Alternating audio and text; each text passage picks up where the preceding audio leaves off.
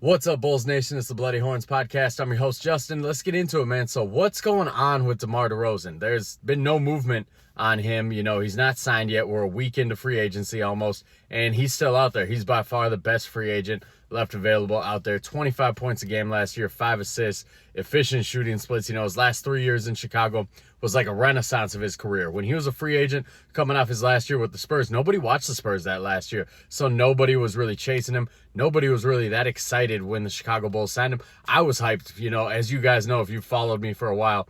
DeMar DeRozan's my guy, man. I'm wearing his jersey right now. That's my guy. I've loved his game for a long time. So I watched him that last year in San Antonio. I saw everything kind of come together with his game. He averaged 7 assists a game that year. His shooting was through the roof.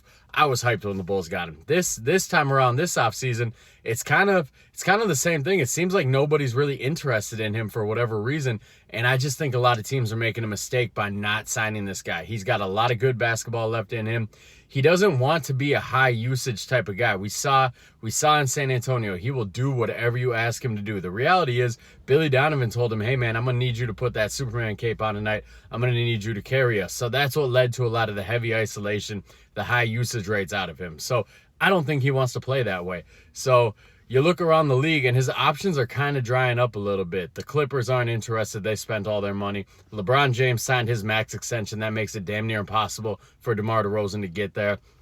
Warriors are out on him. The Sacramento Kings, they're kind of looming. That's a team that at the trade deadline last year, I was saying they could use a DeMar DeRozan. The Miami Heat are interested too.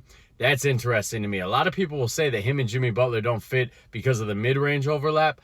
Don't pay attention to that, man.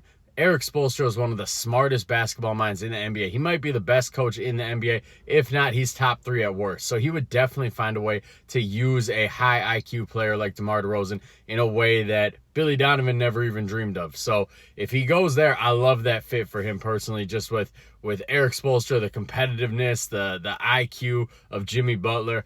Bam Adebayo's on the defensive end to make up where DeMar comes a little bit short on that defensive end.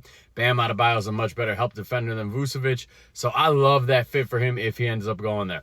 I'm just going to say it though, guys. Do not be shocked if DeMar DeRozan is a Chicago Bull next year. A lot of these reports, you know, the report that the Josh Giddey trade was the last straw for him, that's reported by Joe Cowley. I don't put anything into anything Joe Cowley reports. He even said yesterday that Zach LaVine's relationship with the front office is shattered and beyond repair. I don't put anything into anything that dude says. So don't be shocked if DeMar is a Chicago Bull next year. A lot of these reports, you know, we've seen this time and time again where there's a lot of reports, there's a lot of smoke, and then the thing that we all think is going to happen ends up happening. I will say it does seem like a certainty that both Zach LaVine and DeMar DeRozan won't be here next year. One of them is going to go. So if the Chicago Bulls this weekend are able to pull off a Zach LaVine trade, you know, if they can get the Kings to bite on it, if they can get the Warriors to bite on it, do not be shocked if DeMar DeRozan is back. And I will love it. You guys know DeMar DeRozan's my boy. I'm going to defend him till the end. I would love him on this team. I would love to see how he fits with Josh Giddey, how he fits with Jalen Smith, how he fits with some of these pieces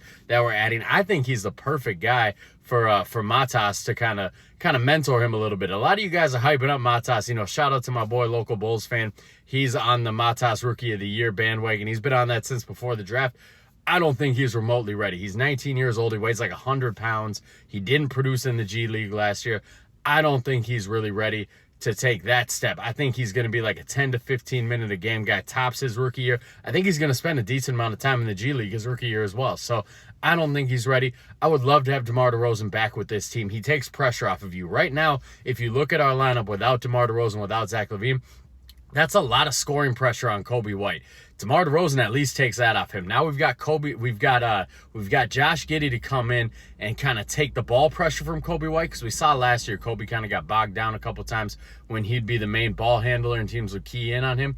Now we've got Josh Giddey to do that instead of Ayo Dosunmu. Ayo's still going to get his off the bench, but last year we had to rely on Ayo Dosunmu to handle the ball, to take pressure off Kobe White. Now we get Josh Giddey and his court vision in there to take that role.